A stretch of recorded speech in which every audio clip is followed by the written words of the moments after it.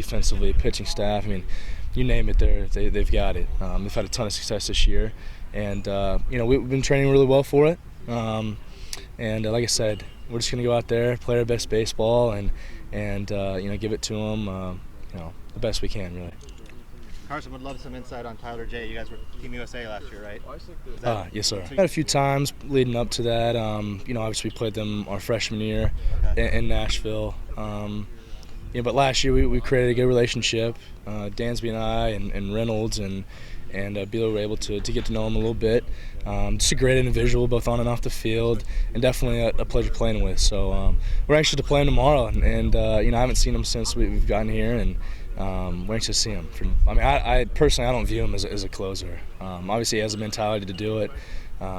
Just a great pitcher, but I feel like he can start. I feel like if there was a situation where we went extra innings or whatever, definitely he can go the distance for sure. Great mix of pitches, great mentality.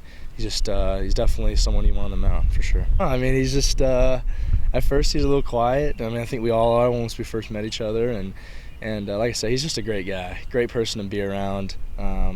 Look forward to the opportunity to see him again, and I could say that for the rest of the guys. Many guys who went pro out of high school, obviously people like you and Dansby, Reynolds opted to go to a great academic school, great baseball program like Vanderbilt.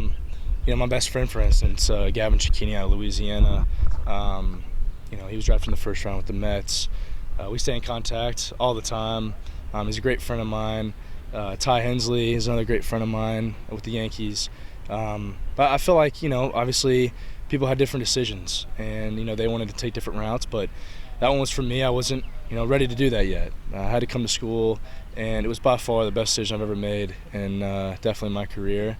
Obviously a lot of people are anxious to go out of high school, but just going to Vanderbilt, going to it, evaluating everything that it had to offer, what was the biggest thing for me, and I just had to step back and tell myself, I wasn't ready to go at that time, and coming to school, just being able to develop, establish a routine has been big, and like I said, it was the best decision I've ever made in my life. Were you pretty independent already, or do you think definitely you were already a pretty independent kid? Yes, sir, absolutely. I always wanted to do things by myself. I never really wanted my parents to push me in a way. I wanted to be able to do it, and I feel like that's really helped me in the long run. One cool thing is about going to a college where guys come from all over the country is you get to learn about different parts of the country. You make fun of what people say. Perfect instance is I was Rhett Wiseman's roommate, me, Tyler Campbell, and Rhett Wiseman. So I'm from Florida, Rhett was from Boston, Tyler's from Oregon. Wow. So we had three corners of the U.S., but they're just different lifestyles, they had different interests and everything like that. So being around those guys has been great, and that just speaks a lot about our culture as a whole.